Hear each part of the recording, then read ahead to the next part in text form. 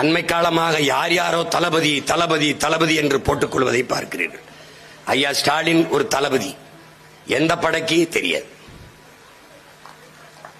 என் தம்பி ஒரு தளபதி, அவர் எந்த படைக்கு தெரியாது.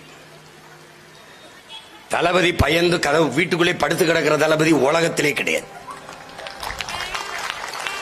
என் அன்னையினத்தின் விடுதலைக்காக 6 படை, வான்படை, கடற்படை, கரும்புலிப்படை, காவல் படை, காலாட்படை, இப்படி 6 படைகளை கட்டி போராடிய புரட்சியாளன் எங்கள் உயிர் தலைவன் பிரபாகரன் கூட தளபதி என்று போட்டுக் கொண்டதில்லை. தளபதி என்றால் யார்? யார்? என் அன்னை மடியில் அழையலாம் தலை வைத்து படுப்பதா?